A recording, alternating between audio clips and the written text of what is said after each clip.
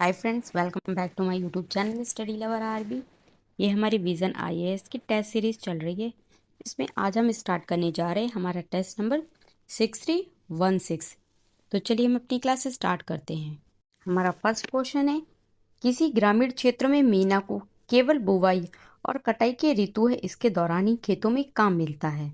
वर्ष के शेष समय जो है उसमें गैर कृषि रोजगार के अवसरों की कमी के कारण वह किसी लाभकारी कार्य में संलग्न नहीं रहती। यह स्थिति निम्नलिखित में से किस प्रकार की जो बेरोजगारी उसको दर्शाती है? तो इसमें हमारा आंसर है ऑप्शन ए, मौसमी बेरोजगारी। मौसमी बेरोजगारी है, ये एक प्रकार की बेरोजगारी है जो वर्ष के किसी विशेष मौसम के दौरान देखने को मिलती है।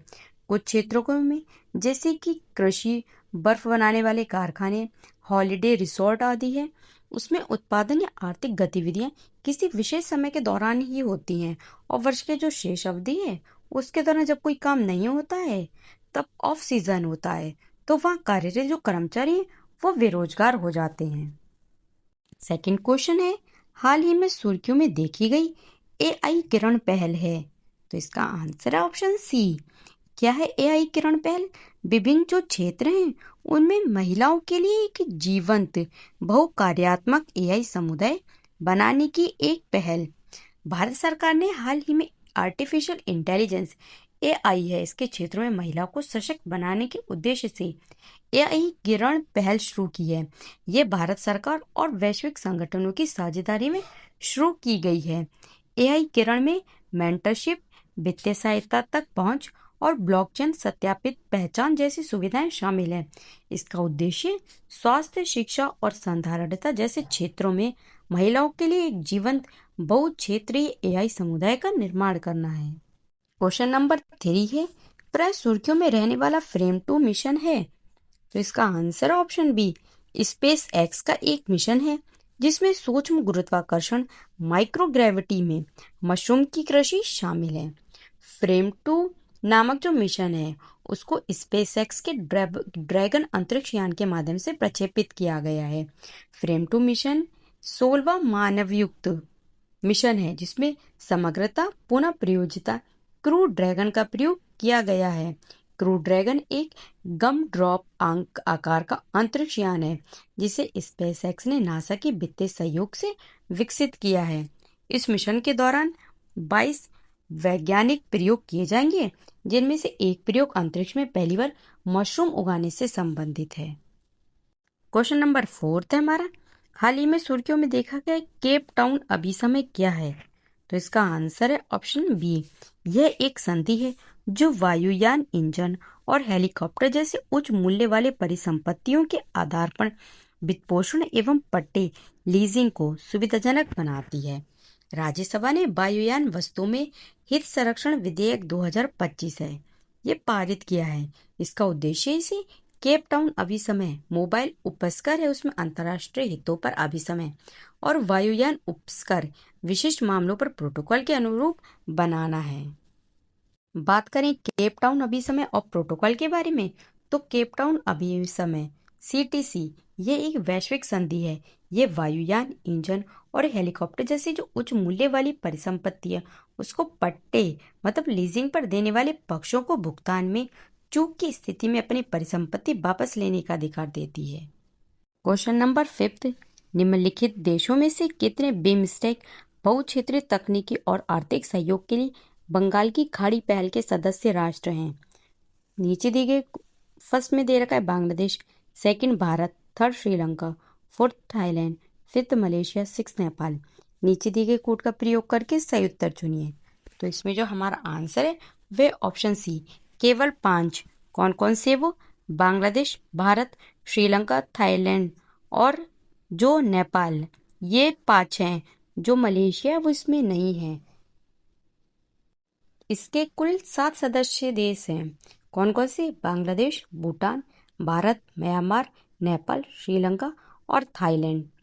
जो प्रारंभ है उसमें ये क्या था? बिस्टेक था, BIST और EC। तब इसमें कितने थे? 4 सदस्य देश थे, बांग्लादेश, भारत, श्रीलंका, थाईलैंड। और इसके बात करें मुख्यालय की तो ढाका बांग्लादेश में है। क्वेश्चन नंबर 6, हाल ही में निम्नलिखित में से किसे भौगोलिक संकेत टैग प्राप्त हुआ है? फर्स्ट है बनारसी शहनाई, सेकंड है बनारसी तबला, थर्ड है वारंगल चपाता मिर्च। नीचे दिए गए कोड का प्रयोग कर सही उत्तर चुनिए। तो इसमें हमारा आंसर है ऑप्शन 1, 2, 3। इन तीनों को ही भौगोलिक संकेतक मतलब जीआई प्रमाण पत्र प्रदान किए गए हैं। क्वेश्चन नंबर हमारा 7 है, हाल ही में केंद्रीय नवीन एवं नवीकरणीय ऊर्जा मंत्री ने भारत की हरित हाइड्रोजन प्रमाणन योजनाएं GHCIS का प्रारंभ किया है। इस संदर्भ में निम्नलिखित युग्मों पर विचार कीजिए। एक सेट हाइड्रोजन का प्रकार है, दूसरी सेट स्रोत है। फर्स्ट दे रखा है हमारा ग्रीन हाइड्रोजन, इसका स्रोत दे रखा है प्राकृतिक गैस, तो ये गलत है। इसका उत्पादन है वो बायोमास गैसिफिकेशन की सहायता से किया जाता है, तो ये वाला गलत हो जाता है हमारा। सेकंड दे रखा है ब्लैक हाइड्रोजन, इसका स्रोत दे रखा है कोयला, तो ये करेक्ट है। थर्ड दे रखा है पिंक हाइड्रोजन, इसका स्रोत दे रखा है मीथेन, तो ये भी गलत है। इसका स्रोत न्यूक्लियर एनर्जी है। उपरोक्त कथनों में से कौन से सही सुमेलित हैं? तो इसका आंसर ऑप्शन बी, केवल 2 सही सुमेलित है, 1 और 3 गलत है। क्वेश्चन नंबर 8 है, हाल ही में ओडिशा सरकार ने सिमलीपाल संरक्षण क्षेत्र को राष्ट्रीय उद्यान है उसके रूप में अधिसूचित किया। इस संदर्भ में सिमलीपाल है उसमें निम्नलिखित में से कौन से क्षेत्र शामिल हैं?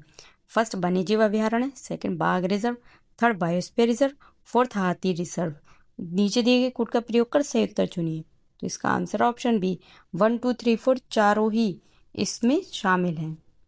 क्वेश्चन नंबर हमारा 9 है, भारत में ब्लू शेडी उद्योग हैं उनके संदर्भ में निम्नलिखित कथनों पर विचार कीजिए। इसमें फर्स्ट है, इसमें घरेलू पारिवारिक गतिविधियों से उत्पन्न अपशिष्ट के प्रबंधन हेतु आवश्यक पर्यावरणीय सेवाएं शामिल है, तो ये करेक्ट है। सेकंड दे रखा है, इसे 2017 में केंद्रीय प्रदूषण नियंत्रण बोर्ड CBCP द्वारा ठोस अपशिष्ट प्रबंधन नियम 2016 के तहत प्रस्तुत किया गया है, तो ये गलत है। जो ब्लू श्रेणी है उसकी शुरुआत है वो 2017 है उसमें नहीं की गई थी। इस श्रेणी की आधिकारिक रूप से शुरुआत वो कब हुई थी? वो 2025 में CPCP द्वारा प्रकाशित रिपोर्ट जो है रेड, ऑरेंज, ग्रीन, व्हाइट और जो ब्लू श्रेणी है उनमें क्षेत्रों का वर्गीकरण है उसके माध्यम से की गई थी। उपरोक्त कथनों में से कौन से सही है? तो इसका आंसर ऑप्शन में केवल एक करेक्ट है, सेकंड वाला गलत है।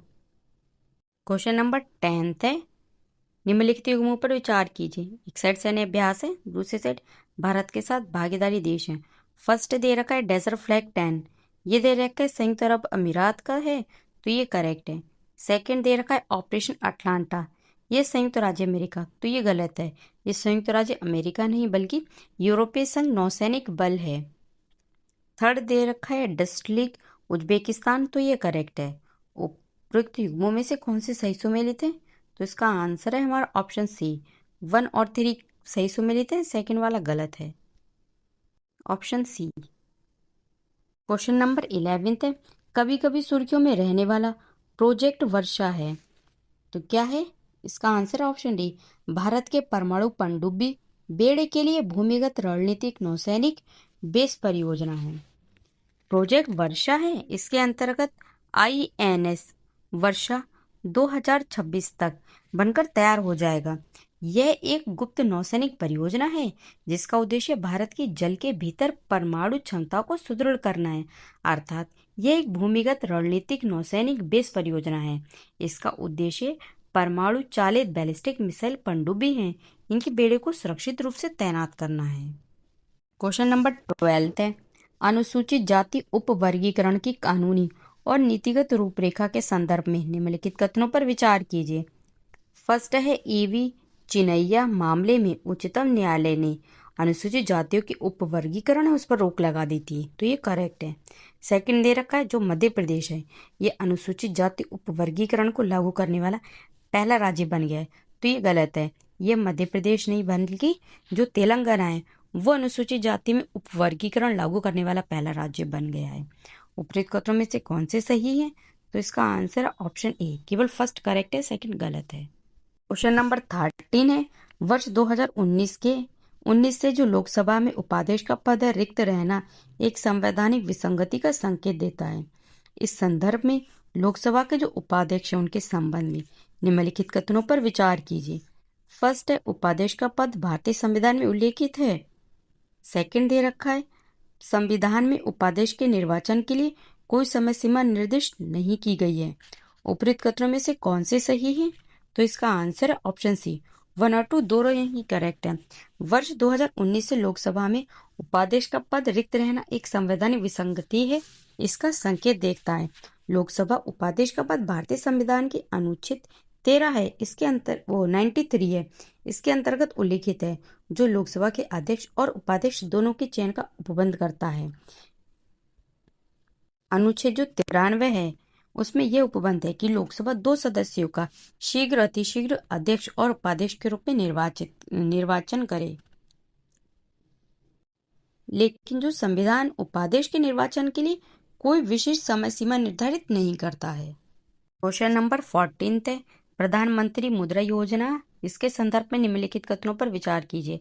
फर्स्ट है प्रधानमंत्री जो मुद्रा योजना है PMMY, इसके अंतर्गत मुद्रा ऋण है, उसके और लिए ऑफलाइन या ऑनलाइन माध्यम से आवेदन किया जा सकता है, तो ये करेक्ट है।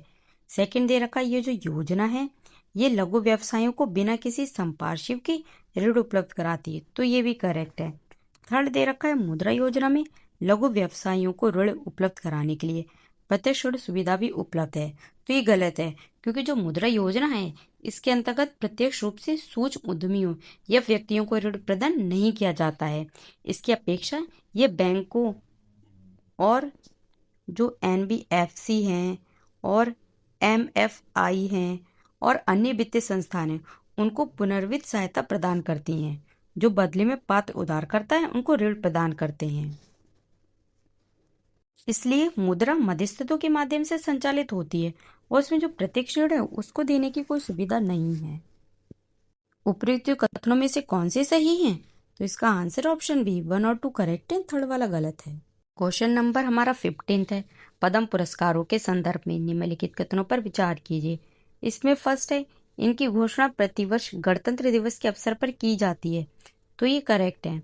सेकंड दे रखा है ये उन सभी क्षेत्रों में उपलब्धियों को मान्यता देता है जहाँ जनसेवा का तत्व शामिल होता है, तो ये भी करेक्ट है।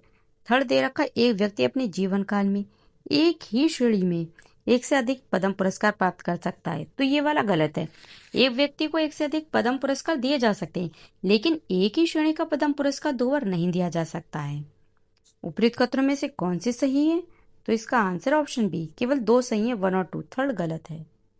क्वेश्चन नंबर 16 है गैर परमाणु हाइड्रोजन बम के संदर्भ में निम्नलिखित कथनों पर विचार कीजिए।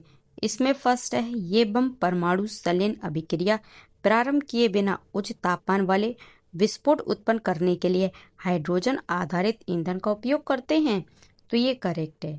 सेकंड दे रखा है गैर परमाणु हाइड्रोजन बम की विनाशकारी प्रकृति के कारण convention on certain convention weapon के तहत इसका उपयोग प्रतिबंधित है, तो ये सेकंड वाला गलत है। परमाणु हथियार उनकी तरह ही जो गैर परमाणु हाइड्रोजन बम है उनका उपयोग अंतर्राष्ट्रीय मानवीय कानून द्वारा स्पष्ट रूप से प्रतिबंधित नहीं किया गया है। उपयुक्त कथनों में से कौन से सही है? तो इसका आंसर ऑप्शन ए, केवल फर्स्ट वाला करेक्ट है, सेकंड गलत है। क्वेश्चन नंबर 17 है निम्नलिखित राज्यों में से किस एक में भारत का पहला गहरे जल का ट्रांसशिपमेंट है वो पतन अवस्थित है, तो इसका आंसर ऑप्शन डी, केरल।